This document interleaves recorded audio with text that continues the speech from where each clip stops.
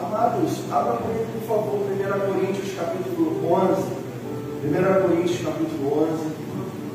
Nós queremos ministrar um texto essa noite, conhecido da igreja, mas também vamos passear em outros textos, porque tem algo muito importante para o Senhor para falar. Particularmente, eu não ia falar sobre Páscoa, não ia falar sobre ressurreição, mas eu ia trazer uma outra mensagem. Mas o Senhor, ele essa tarde, ele me visitou. No final da manhã, início da tarde, o Senhor abriu uma palavra no meu coração, e eu sentei para estudar, e eu gostaria de dividir com vocês. 1 Coríntios, capítulo 11, verso 23. Olha aí, Eduardo, é um texto muito clássico que nós usamos aqui com frequência nos últimos domingos do mês. Diz assim: porque eu recebi do Senhor o que também vos ensinei, que o Senhor Jesus, na noite que foi traído, tomou o pão. Na noite que foi traído, tomou o pão, e tendo dado graças, partiu e disse: tomai, comei, este é o meu corpo, que é partido por vós. Fazei isso em memória de mim. Diga amém. Queridos, preste atenção. Preciso ser bem didático para você nessa noite. A Páscoa é uma festa instituída como memorial por Deus ao seu povo que se encontrava escravo no Egito. A Páscoa é uma festa instituída por Deus como memorial ao seu povo que se encontrava escravo no Egito. E aí, essa festa é marcada por uma passagem. Essa festa é marcada por uma passagem e com a mão forte do Senhor livrando Israel da morte. Até então, Hebreus.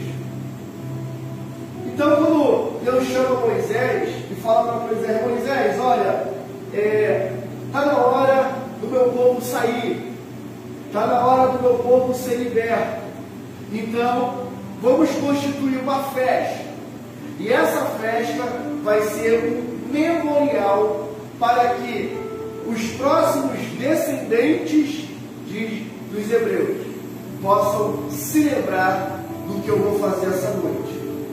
Isso a gente vai encontrar em Êxodo capítulo 12, versículo 11 e 14, que diz assim: assim, pois, o comereis os vossos lombos com os vossos lombos cingidos, e o vosso sapato nos pés, e o vosso cajado na mão, e comereis apressadamente a Páscoa do Senhor, e eu passarei da terra do Egito esta noite, e ferirei todo o primogênito na terra do Egito, desde o homem até os animais, e em todos os deuses do Egito farei juízo. Eu sou o Senhor, e aquele sangue vos será por sinal nas casas em que estiverdes. E vendo eu sangue, passarei por cima de vós, e não haverá entre vós praga, mortandade, quando eu ferir a terra do Egito. Este dia vos será por memória, e celebrareis por festa ao Senhor nas vossas gerações, celebrarei por estatuto perpétuo. O que está acontecendo aqui? Israel e os hebreus, eles estão cativos, eles estão sofrendo uma perseguição no Egito. A Bíblia fala que após a morte de José, o faraó que assume não se lembra de José. E os seus conselheiros dizem que aquele povo que está habitando ali é um povo que de repente pode dar um golpe de Estado, porque eles cresciam em número, cresciam em pessoas, ao ponto de eles entenderem que os hebreus, que viviam numa espécie de comunidade, eram maior em número do que o povo do próprio Egito. Então eles temeram que eles pudessem perder a sua terra, temeram em que eles pudessem deixar de ser senhor para serem escravos. Então o que eles fazem? Eles começam uma perseguição. A primeira coisa é aumentar a carga tributária de trabalho. Então agora os hebreus têm que trabalhar mais por mais horas. Aumenta-se as horas laborativas e eles precisam trabalhar mais horas e produzir mais. Só que essa carga de labor reduz o tipo de material que eles tinham, ou seja, agora eles têm que trabalhar mais, produzir mais e com menos material. É o famoso fazer mais com menos, que você ouve nas empresas aí quando eles querem cortar custo. Não, agora a gente tem que fazer mais com menos.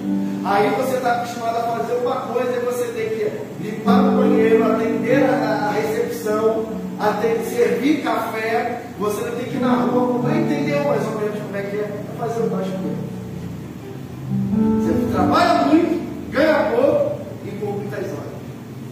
E aí, não satisfeitos, os hebreus continuam trabalhando. E eles ficam impressionados, porque mesmo aumentando a carga tributária, a carga de tributos laborativos, eles se surpreendem. Os hebreus começam a produzir mais e mais. Então eles começam a entender que precisavam ser mais pesados. E aí o que eles fazem? Mandam matar todos os hebreus, homens até 2 anos de idade, que estavam nascendo até 2 anos de idade. E aí, irmãos, nesse período começa um grande lamento, um grande choro sobre o povo hebreu. Por quê? Porque agora eles estão presos, são escravos, estão trabalhando muito e agora os seus familiares estão sendo perseguidos e mortos. Nesse período, o casal tem um filho, Joquebed e Arã tem um filho. Esse filho chama-se Moisés. Moisés significa aquele que é tirado das águas. Moisés, ele é criado no palácio. Moisés, ele é criado como um futuro faraó. Recebe toda a educação que um egípcio podia receber. Só que um dia, andando pelo Egito, ele vê um egípcio maltratando um hebreu. E a Bíblia vai dizer que ele fica chateado com aquela situação. E ele vai e mata o egípcio para livrar o hebreu. A Bíblia fala que ele pega o corpo desse egípcio e enterra no deserto de Midian, nas areias de Midian. No dia seguinte, ele está passando novamente pelas terras do Egito, só que agora ele vê 2 hebreus brigando, 2 hebreus discutindo. E quando ele vai intervir, um dos hebreus vira para ele e fala: vai nos matar, igual você fez com o egípcio ontem? Moisés acende uma lâmpada. Moisés tem um sentimento: ora, se eles sabem o que está acontecendo aqui, com certeza lá no palácio essa notícia vai chegar. Melhor eu me esconder, melhor eu correr, porque se o faraó ficar sabendo, eu vou morrer também. Então ele foge do Egito, ele vai para o deserto, vai vaguear. Moisés, aparentemente nessa época tinha 40 anos, e quando ele foge, que ele vai para o deserto, ele vive mais 40 anos, só que lá ele constitui família, ele constitui filhos. E num dia dia desse comum, aonde ele está pastoreando, ele no meio do deserto, ele vê uma sarça arder, queimar. Só que, para quem é pastor daquela época e passeava pelo aquele deserto, sabia que aquele era um fenômeno normal. Mas aquela sarça que Moisés vê ardendo, a Bíblia fala que chama a atenção dele. O fogo que não se consumia chama a atenção de Moisés. E Moisés vai até a terra, vai subir até o monte, para tentar ver o que está acontecendo com aquela sarça. E quando ele está subindo, ele ouve uma voz.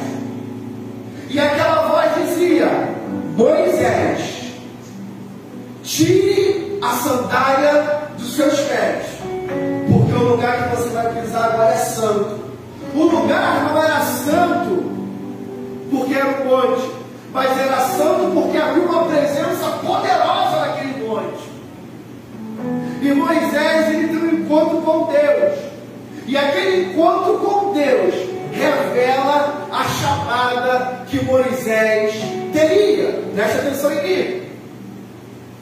Moisés tem um encontro da sua vocação.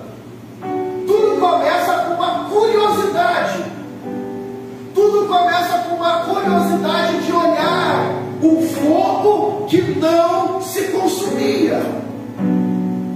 Ao entender essa curiosidade, ao despertar essa curiosidade, Moisés caminha para o fogo, e o fogo revela quem é, e o fogo revela a Moisés o que ele seria. Moisés seria levantado um libertador do seu povo.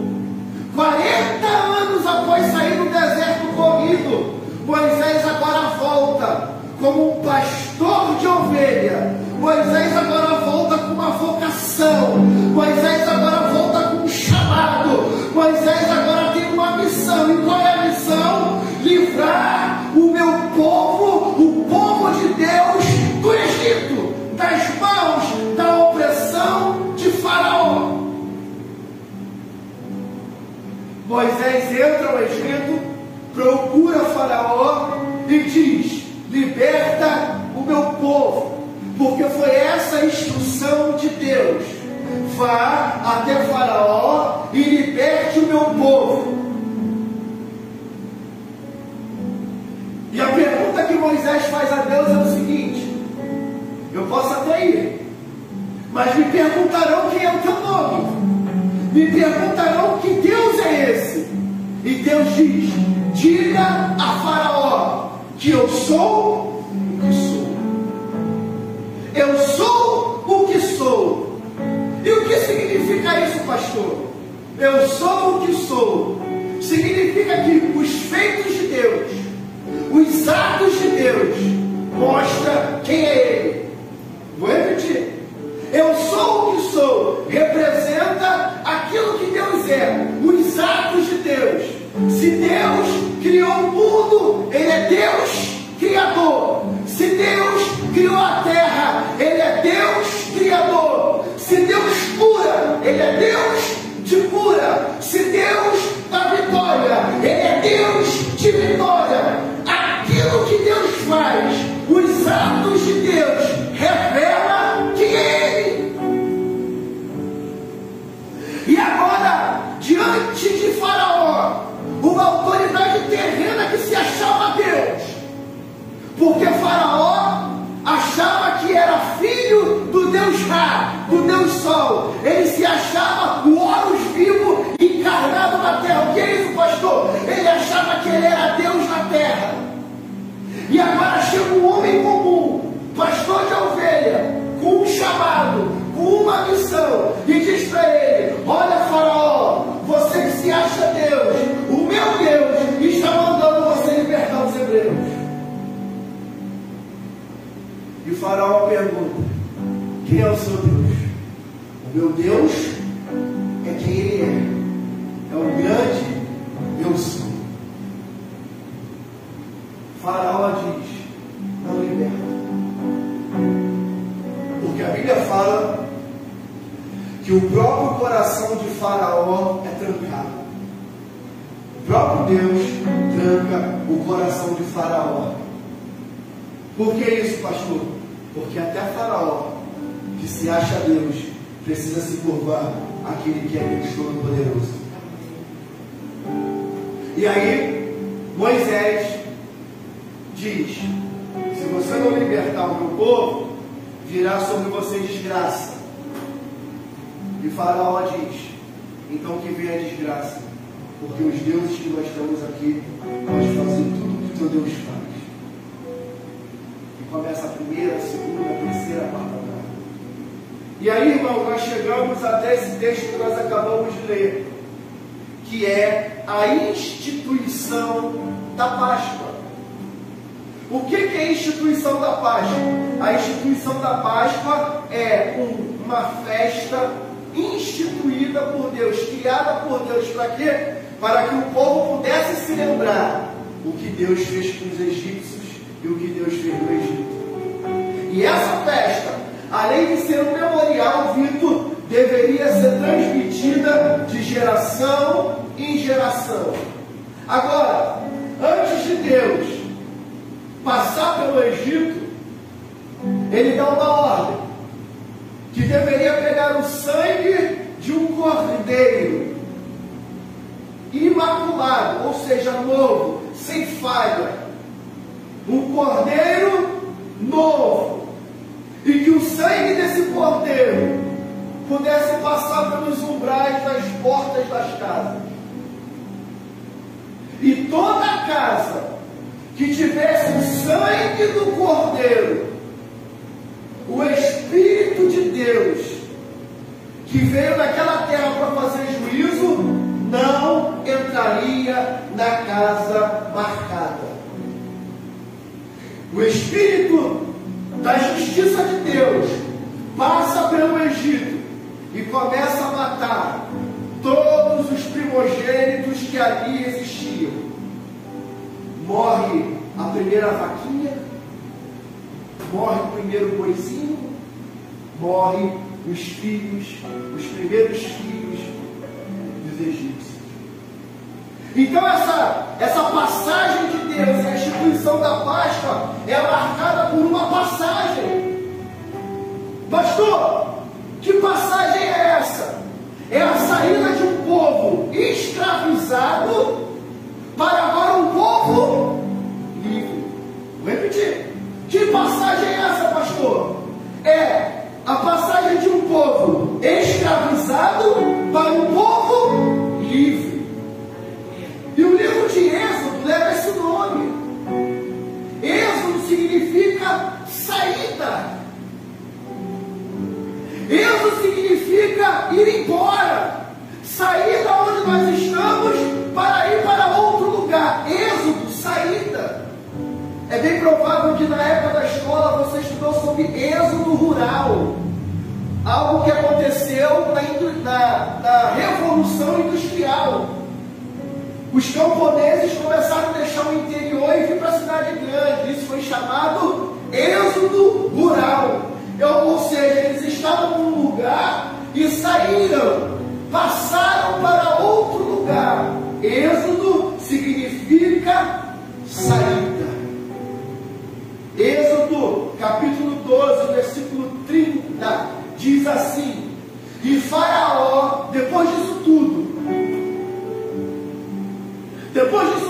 que eu acabei de falar para você, Faraó liberta o povo, dá um decreto: vai embora, sai da minha terra, eu não posso com Deus de vocês. E aí ele diz assim: e Faraó levantou-se de noite, ele e todos os seus servos e todos os egípcios, e havia grande clamor no Egito, porque não havia casa em quem não houvesse um morto. Então chamou Moisés e Arão de noite e disse: levantai-vos e saí do meio do meu povo, tanto vós quanto os filhos de Israel, ide, servi ao Senhor como tem dito. Faraó muda. Porque existem pessoas que só mudam depois que perdem alguma coisa. Deus estava falando do amor. Deus estava falando da graça. Liberta o meu povo. Ele dizia, não liberta. No dia seguinte, liberta o meu povo, não liberta. Existem pessoas, irmãos, que só vão ter um encontro com Deus depois que eles perderem alguma coisa. Existem pessoas que só vão tomar um posicionamento diante de Deus depois que perderem alguma coisa. Existem crentes que só vão tomar um posicionamento diante de Yahvé depois que Deus tocar em alguma coisa que eles muito gostam, que eles muito amam. Existem crentes que, outro dia eu fiquei sabendo disso aqui, eu não estava, eu passei mal, não pude vir, mas o diácono Eduardo estava dando uma aula e ele falou que adoração a outros deuses não é só adorar um pedaço de pau ou gesso, mas é tudo aquilo que tira a sua adoração de Deus. Se você ama muito o Flamengo se tornou seu Deus. Se você ama muito o Vasco se tornou seu Deus. Se você ama muito o seu carro se tornou seu Deus. Se você ama mais sua mulher se tornou sua deusa. Por quê? Porque você só se curva perante aquilo que você adora. Então Deus está dizendo, Faraó, eu vou te mostrar um negócio, eu vou tirar algo que te dói, algo que você gosta, para você sentir o meu poder. Eu sou Deus, eu sou o que sou. E Deus toca no filho dele. O filho dele morre. E aí ele fala, tira o teu povo do meu meio, vai embora e vai servir a teu Deus no meio do deserto. Será que nós estamos dispostos a perder aquilo que nós amamos para poder servir a Deus? Alguém pode me dizer, mas Deus não é Deus tirando, pastor. Não é? A Bíblia fala que Ele é amor, mas também é fogo consumidor. Você está achando que Deus vai tolerar até quando esse povo vivendo de maneira dupla? Você está achando que Deus vai tolerar esse povo vivendo de maneira pornográfica até quando? Deus vai ter que tocar para eles poderem sentir a mão de Deus. Agora, queridos, uma pergunta básica: não é melhor servir a Deus no amor? Como que pode, irmãos? Me perdoem. Como é que pode, num dia como esse, que nós estamos comemorando, celebrando a ressurreição do Rei, a gente fica em casa? Porque está chovendo? Porque está sem carro? Porque está sem dinheiro? Nós servimos a Deus pela chuva? Nós servimos a Deus pelo dinheiro? Nós servimos a Deus pelo carro? Ou nós servimos a Deus porque Ele nos salvou de uma morte eterna, de uma condenação infernal? Aleluia! Nós servimos a Deus pelo que Ele pode nos dar ou pelo que Ele fez na nossa vida? Me desculpe, irmãos, mas eu ando da maturidade. E domingo é dia do Senhor. A gente deve se dedicar a Ele.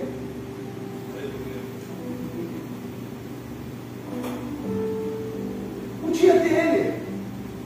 A honra é dele, a glória é dele, a graça é dele. Tudo é por intermédio dele. É por ele todas as coisas. Aleluia! Então o Faraó falou: sai daqui, vai embora. Por quê? Porque ele perdeu alguma coisa. Repito, tem gente que vai ter que perder alguma coisa para poder dar valor a Deus.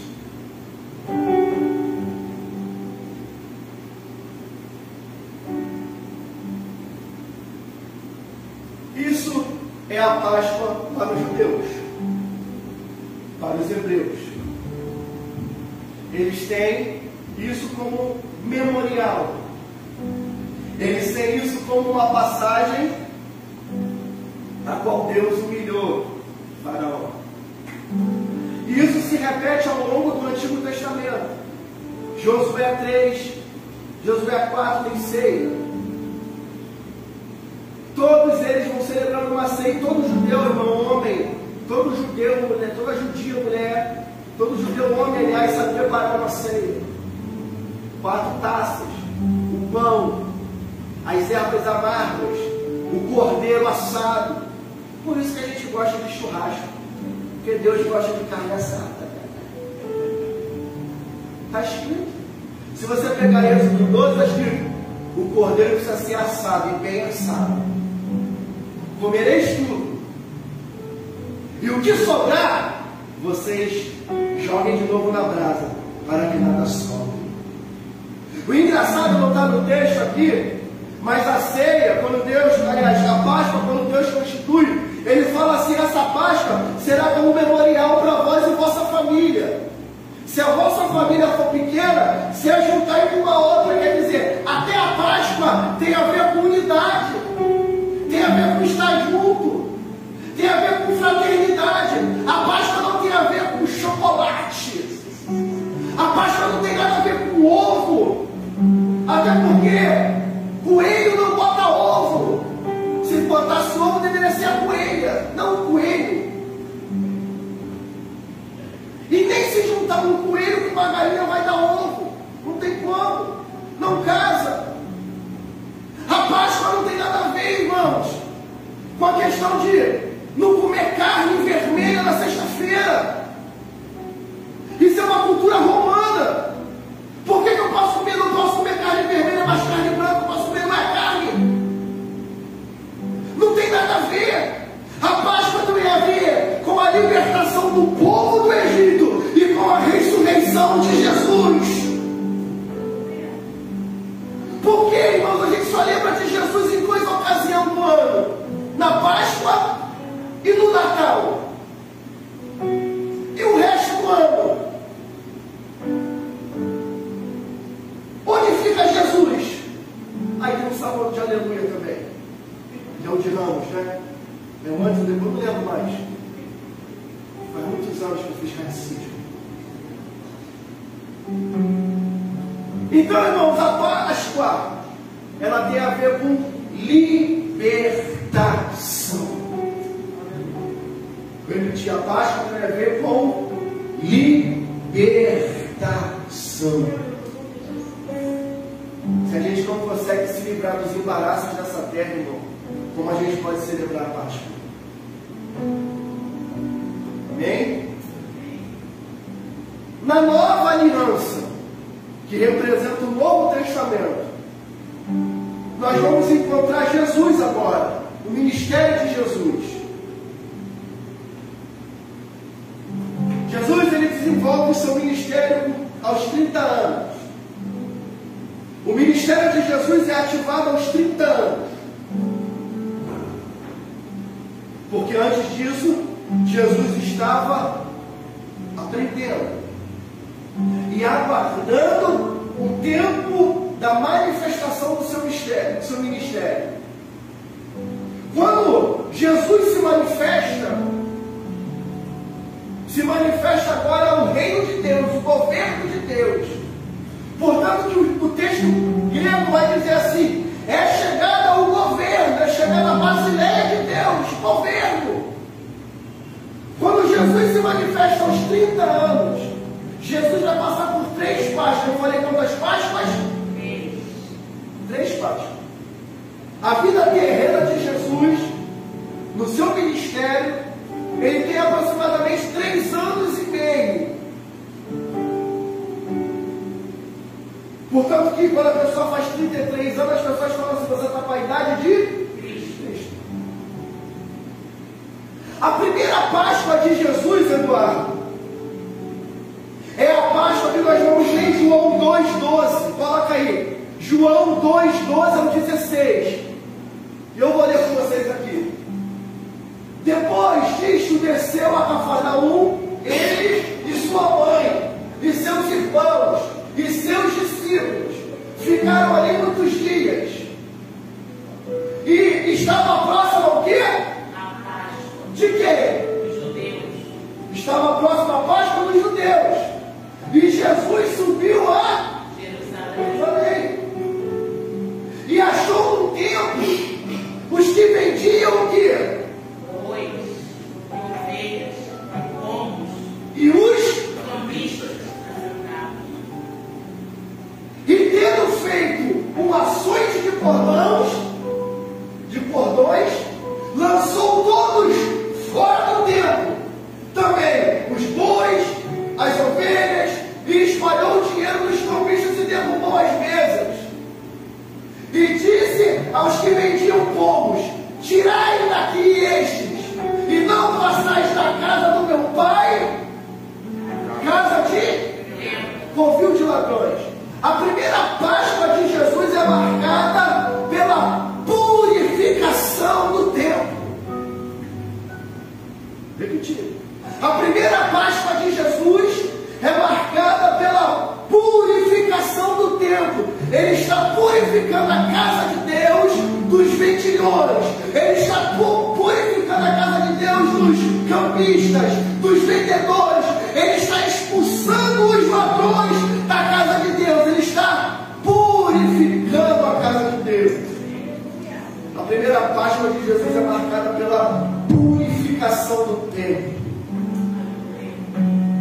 A segunda Páscoa de Jesus, nós vamos ler em João capítulo 6, versículo de 1 a 4. Coloque aí. Depois disso, partiu Jesus para o outro lado do mar da Galileia, que é o de Tiberíades. E a grande multidão o seguia, porque via o quê? Os sinais. Que operavam sobre os enfermos. E Jesus subiu ao monte e assentou-se ali com os seus discípulos. E a Páscoa, a festa dos judeus, estava Próximo. Jesus tem fama agora. As pessoas estão seguindo Jesus, diz o texto, porque ele está curando muitos enfermos. Pessoas estão sendo curadas aonde Jesus passa. Inclusive o próprio João vai escrever que há muitos milagres que Jesus fez e ele não foi relatado. Então, irmão, Jesus fez de tudo. O que a gente sabe é que ele curou o cego, levantou paralítico, libertou pessoas de espíritos opressores. Mas o escritor diz para nós que ele fez muitas coisas que quais não foram escritas.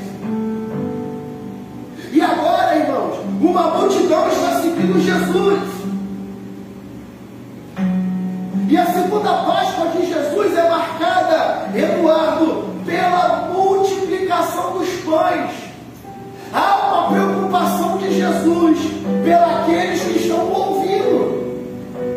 Há uma preocupação de Jesus pelos que estão seguindo. Mesmo que aqueles que estejam seguindo Jesus de uma forma errada, com um sentimento errado. Não porque ele é filho de Deus, mas porque ele pode curar. Quantas pessoas hoje estão buscando a Deus apenas por uma cura? Quantas pessoas estão buscando a Deus hoje apenas por uma porta de emprego? Quantas pessoas estão buscando Deus hoje apenas pela libertação de um filho? Quando essas coisas chegam, essas pessoas dão as costas para Jesus, vão embora, vão viver a sua vida. Mas a segunda Páscoa de Jesus, ela é marcada pela multiplicação dos pães. Amém? Amém. E aí a gente ruma para o último ano do ministério de Jesus. O último ano do ministério de Jesus é marcado também por uma Páscoa, mas agora com um novo significado. Jesus, nos 2 primeiros anos, é bem provável que ele fez tudo aquilo que a lei instruía. Mas agora, no último ano do seu ministério, algo novo vai acontecer. No 22, 20. Coloca para mim, Miguel. Volta um pouquinho, Miguel, até o 17. Rapidinho, volta para o 17.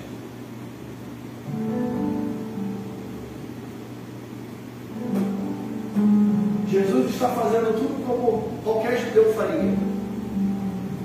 Ele está sentado, ele já ceiou, e a Bíblia vai dizer assim: e tomando o cálice, havendo dado graças, disse: tomai e reparti entre vós, algo que Deus já havia orientado no Egito. 18. Porque eu vos digo que já beberei do fruto da vide, até que venha o reino de Deus.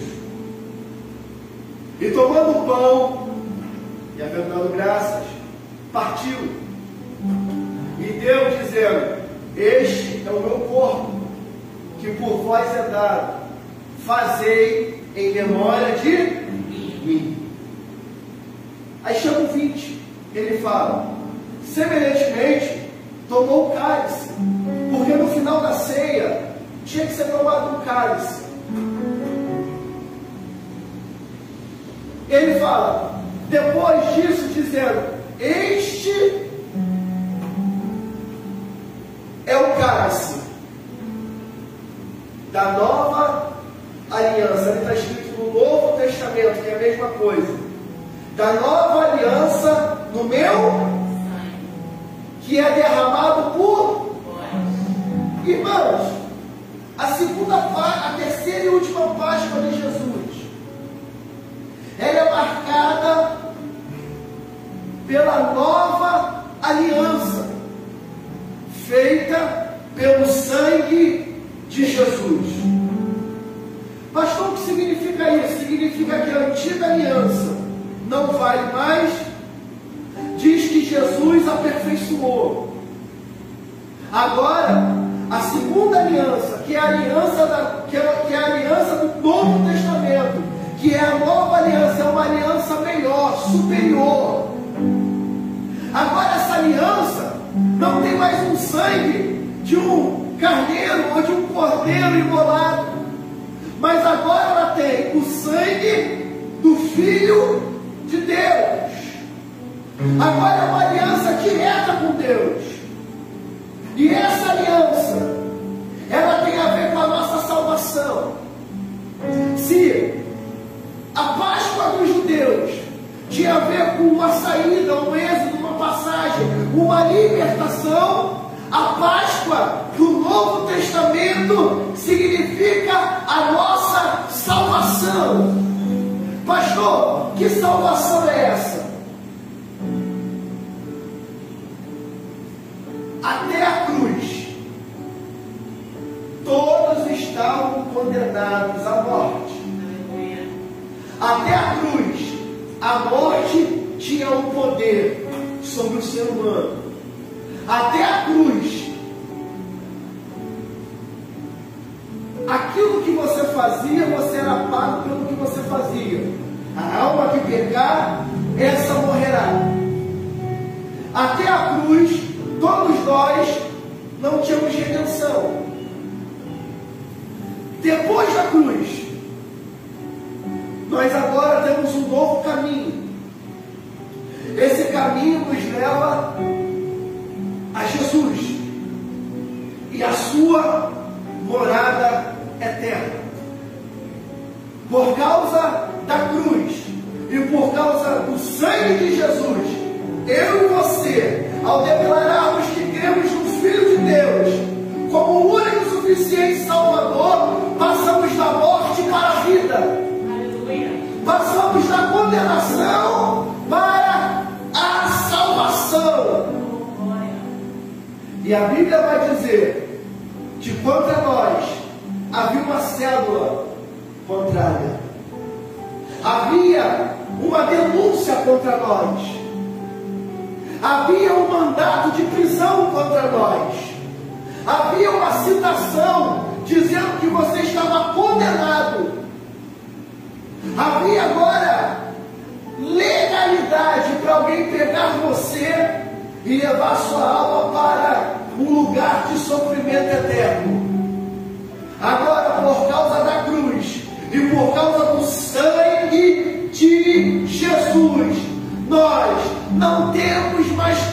condenação sobre nós. Nenhuma condenação há para aqueles que estão em Cristo Jesus. Aleluia! Eis que as coisas velhas se passaram e tudo se fez novo. Você não é mais uma criatura condenada ao inferno ou à morte. Você agora, pelo sangue e pela cruz, você agora é filho de Deus. Você agora tem direito à herança que Deus reservou para nós. Você tem direito à herança que Deus reservou aos seus filhos. Que herança é essa, pastor? É uma casa em Angra dos Reis? Não. É uma Mercedes, é uma BMW prata 2023? Não. É um iate ancorado na Seara de Botafogo? Não. A sua herança é a sua salvação. Aí eu pergunto, o que adianta ter um iate, ter uma BMW, morar na Vieira do Leblon, na Vieira Solto, no Alto Leblon, se você não tem a salvação em Cristo Jesus?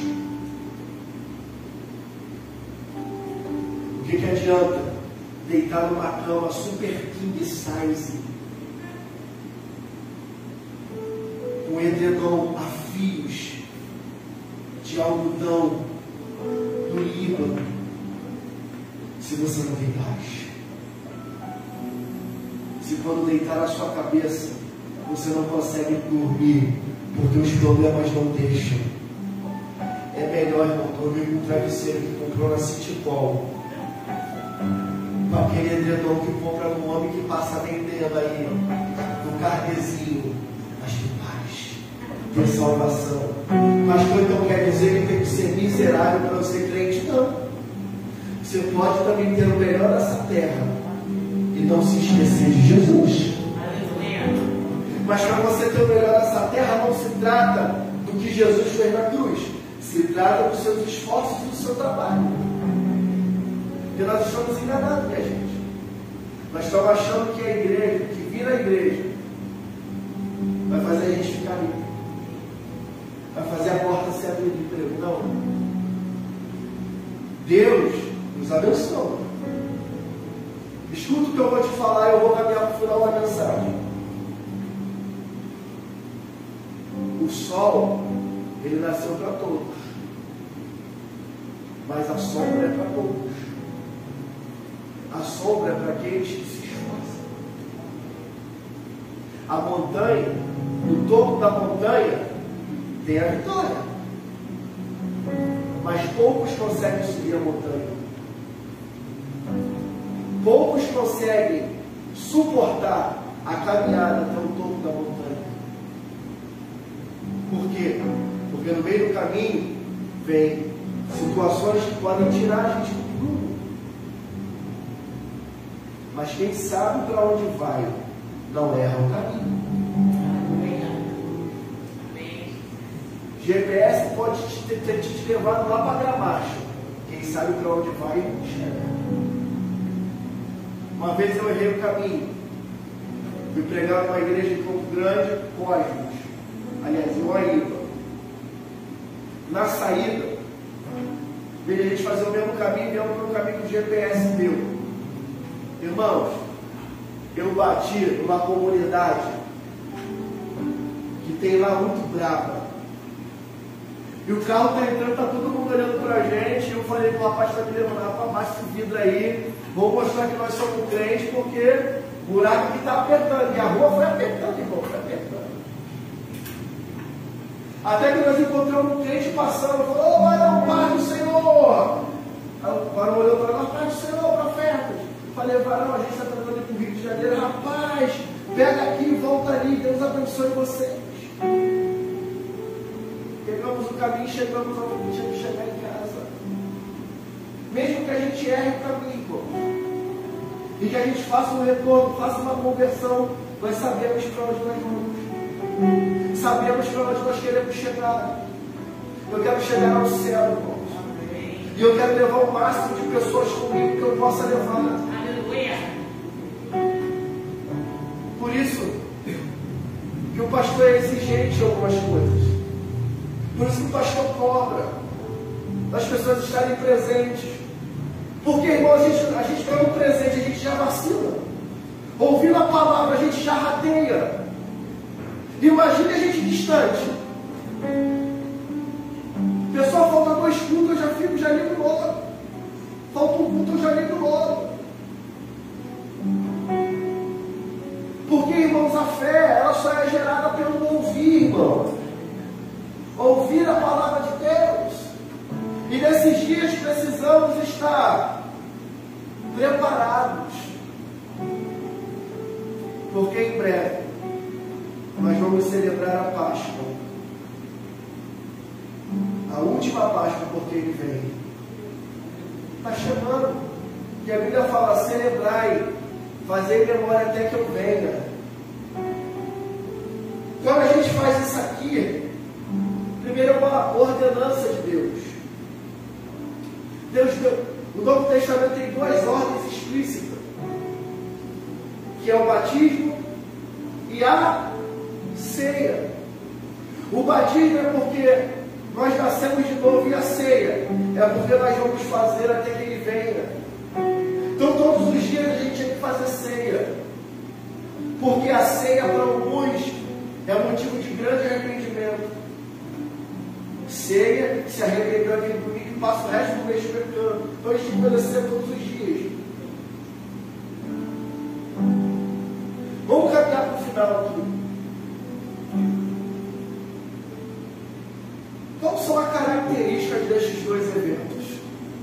Da Páscoa dos Hebreus e da Páscoa da Nova Aliança. Primeiro, uma passagem. Justiça de Deus pelos injustiçados.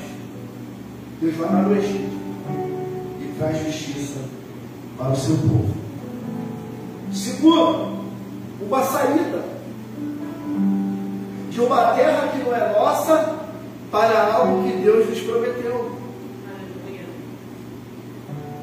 Deus fala: você vai sair daqui, porque vocês vão para algo que eu vou dar para vocês. Vou repetir. A gente está num lugar que não é nosso. E Deus fala: vocês vão sair desse lugar e vocês vão para um lugar que eu vou dar a vocês. Saída. Ontem eu passei aqui de tarde. Tinha uma mesa aqui na porta da igreja aqui.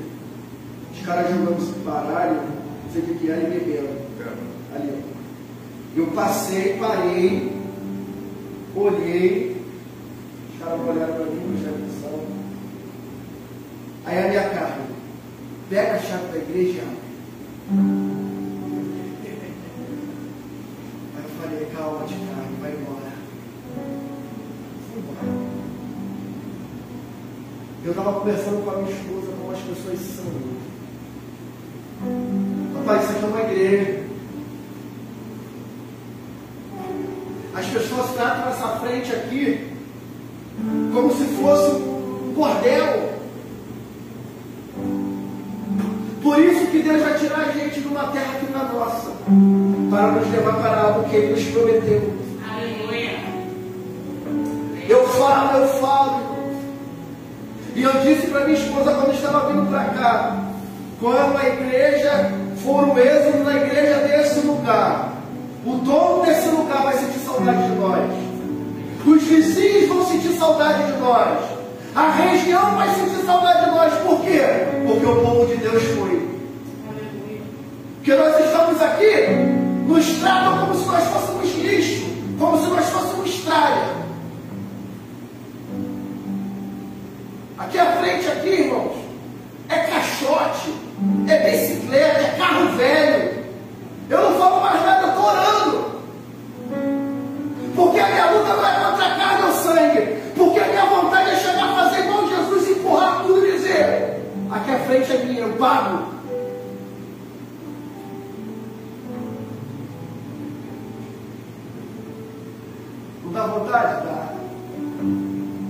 gente respira. Espírito Santo é do Senhor. Aleluia. Eu não posso brigar mais. Tem luta, irmãos. Aleluia, que não é nossa.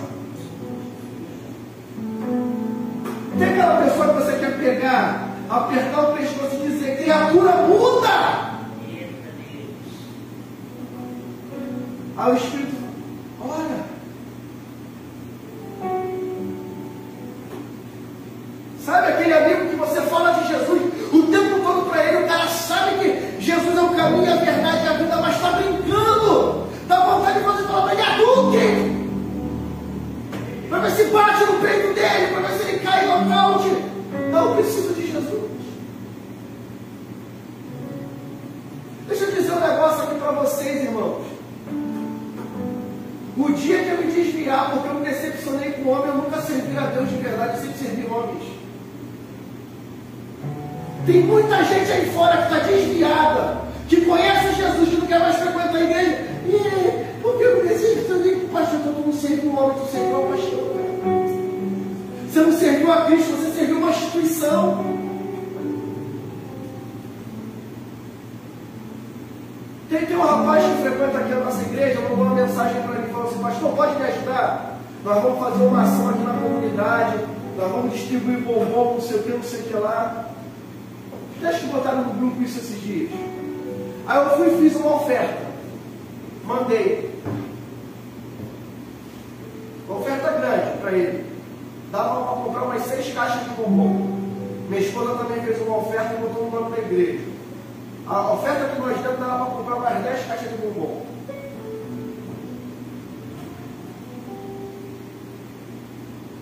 E eu vi agora o vídeo. Ninguém prestou conta, mas eu vi agora na internet, aqui entrar. Eles estavam entregando uma quadra, atendendo mais de 100 crianças.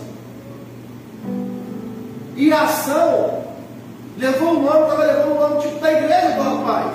Eu não me importo com isso. Porque eu não estou aqui defendendo bandeira. Eu estou defendendo a causa de Jesus. Aleluia. Se a oferta saiu da IBCAP, da Metodista, saiu da comunidade e a igreja X fez e levou o nome, problema deles.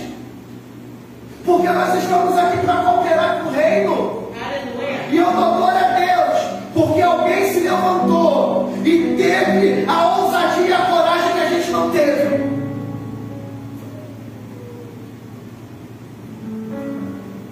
Porque nós não, porque nós somos pequenos e não podemos fazer uma ação como essa. Se nós não podemos, temos que apoiar quem faz. Porque não é a placa, irmãos, é Jesus. Mesmo que a Páscoa não seja chocolate. Mas eu tenho certeza que uma mensagem foi dita. Ontem, vou finalizar, irmãos.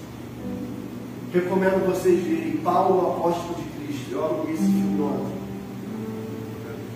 Acho que foi na Netflix ou na Amazon, não lembro. E gravei ontem.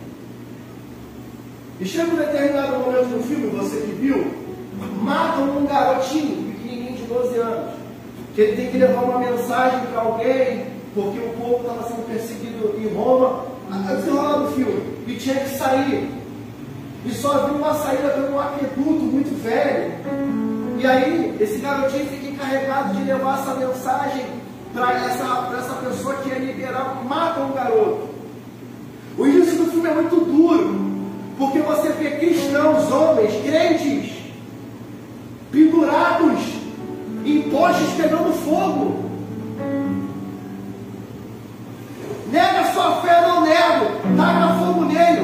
Nero iluminou as ruas de Roma com crentes incendiados. E chove, a gente não vem. E se decepciona com o pastor, volta a beber, fumar, cheirar. Os crentes antigamente pagavam com a vida. E aí, chegou o momento que todo mundo se levantou para matar, todo mundo morrendo, fora, isso aqui, não sei o que lá, aquele negócio todo. E se levanta um grupo no meio da comunidade, os crentes de Roma, e eles pegam espada, pegam faca, para tentarem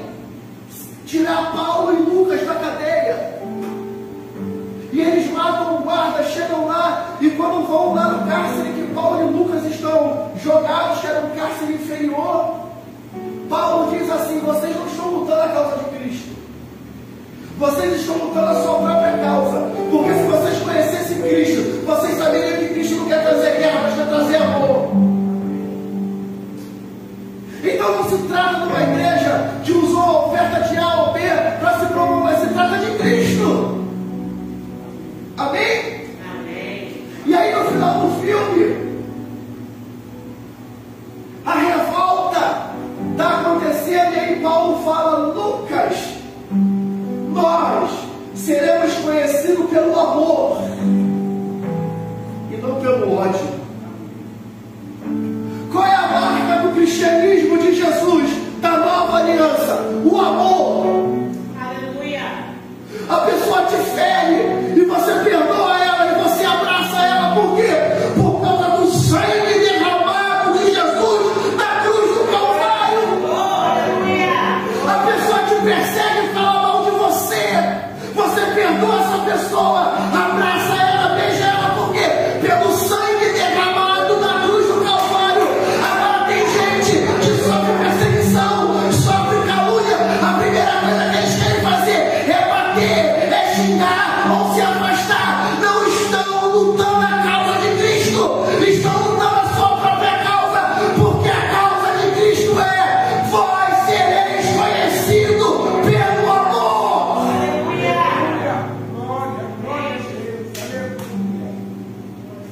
Então, pastor, se você de amor, vamos do seu passo e ver o que faz aqui na frente da igreja. É tanto amor que eu estou orando. Porque a vontade é fazer igual Pedro. E vir e detonar. Mas é tanto amor que a gente ora para que esses que nos perseguem, para que esses que caluniam de nós, para que esses que judiam de nós, para que esses que debocham de nós possam encontrar o mesmo Cristo que nós encontramos. Sabe o que o seu inimigo precisa? Não é da sua raiva, é da sua oração para que ele possa encontrar Jesus. Ah, pastor, porque não foi o Senhor que foi ferido. Aleluia. Se tu conhecesse Jesus e o dom de Deus, você não faria essa pergunta. Você não faria isso. Se você se você conhecesse quem está dando água, você não pediria água.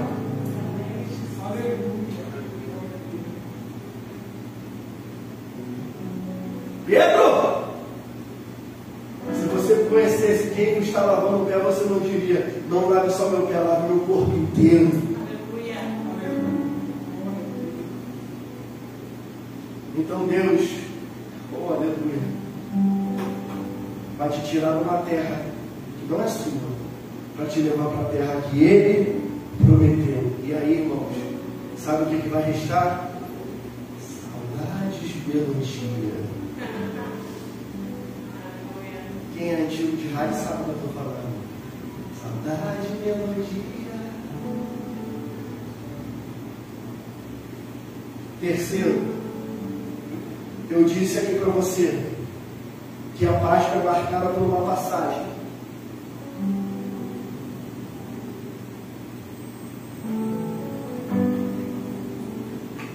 Eu disse que ela é marcada por uma saída.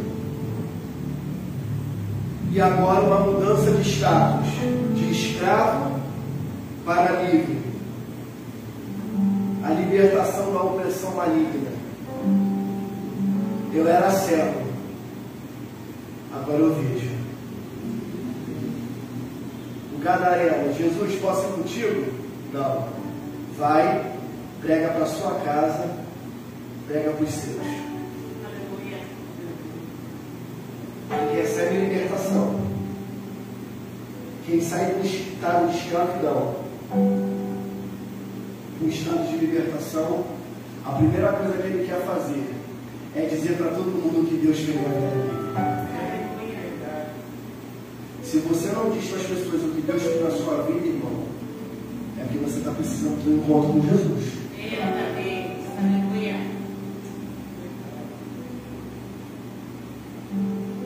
Hoje no meu trabalho, estou sentado lá com qualquer um.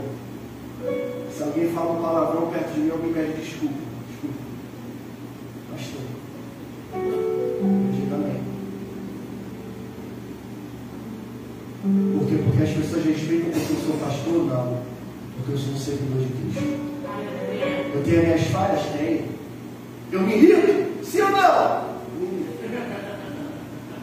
Eu me estresso. Porque essas coisas é normal para o homem. A Bíblia fala assim, Ana Paula, não deixa a vossa ira sobrepor o dia. Aleluia.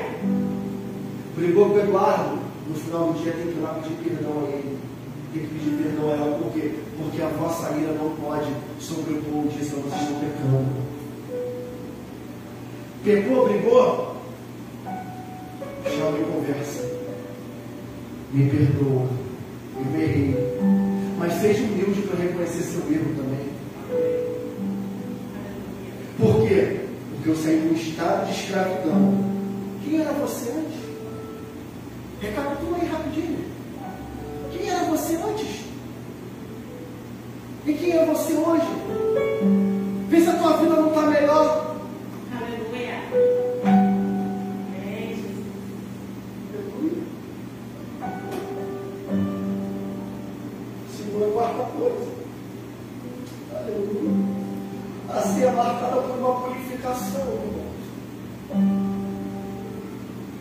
A gente sai de um cristianismo pedinte e passa para um cristianismo de abençoador. Aleluia. Você começa a entender que o teu salário não é só teu, mas é de Deus também. Aleluia. Você começa a entender que o teu carro não é só teu, é de Deus também. Oh, Deus. Você começa a entender que a sua vida não é só sua, é de Deus também. Você começa a entender que aquilo tudo que você tem não é seu, é de Deus, irmão. Amém. Você passa de ser um pedinte.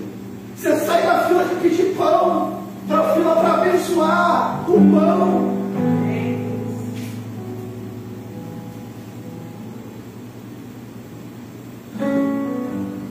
Ai, irmãos, quinta coisa, a ceia, a Páscoa, a ceia, ela marca o olhar de amor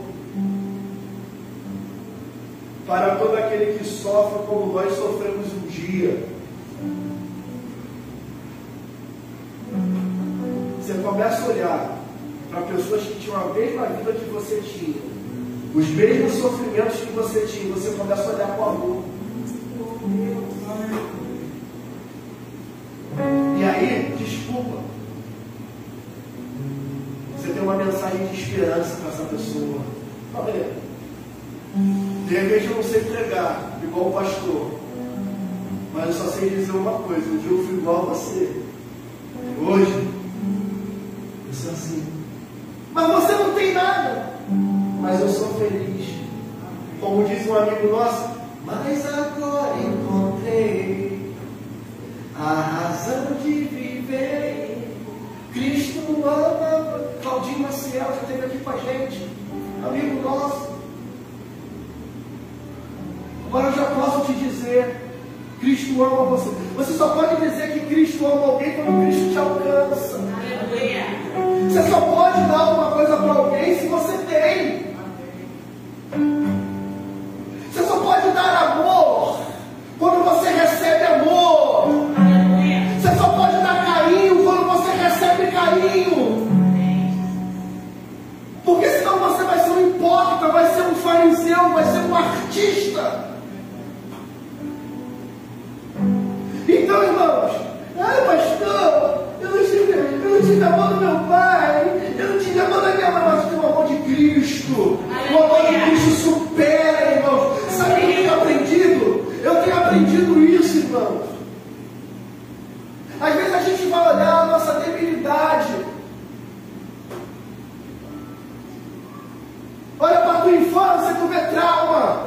Olha para a tua infância, tu vê rejeição. Olha para o teu passado, tu lembra de quando tu apanhava do marido, da esposa, sei lá.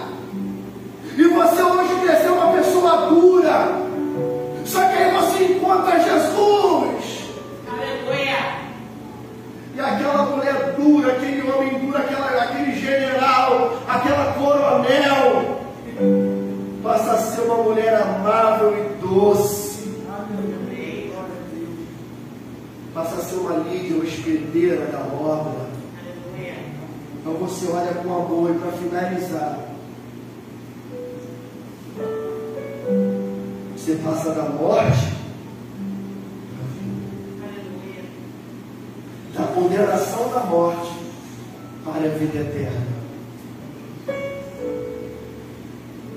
Eu não ia pregar nada disso hoje. Só que nós precisamos entender que isso aqui é um memorial. Isso aqui é um memorial de quê? De uma passagem. Isso aqui é um memorial de quê? De uma saída. De uma mudança de escravo para livre. De uma purificação. De um olhar de amor. Isso aqui significa eu sair da morte e vir para a vida. Isso aqui significa que quem come o pão e bebe do cálice tem vida, tem parte com Jesus. Amém? Nós vamos celebrar a ceia nesse momento. E eu quero voltar para o texto que eu abri essa mensagem. 1 Coríntios 11, 23. Porque eu recebi do Senhor o que também vos ensinei, que o Senhor Jesus, na noite que foi traído, tomou o pão e, tendo dado graças, partiu e disse: este é o meu corpo que é partido por vós. Fazer isso em memória de mim. Semelhantemente, também, depois de ceiar, tomou o cálice, dizendo: este cálice é a nova aliança, o novo testamento do meu. Fazer isso todas as vezes que beberdes em memória de mim. Segue o texto do lado. Porque todas as vezes que comerdes desse pão e beberdes desse cálice, o que isso aqui vai representar? O anúncio que o Senhor Jesus da morte quem? Até que Ele. Então, até Jesus voltar, a gente precisa dizer: Ele morreu. Não é só na Páscoa. Não é só no segundo domingo de abril. Mas é todas as vezes.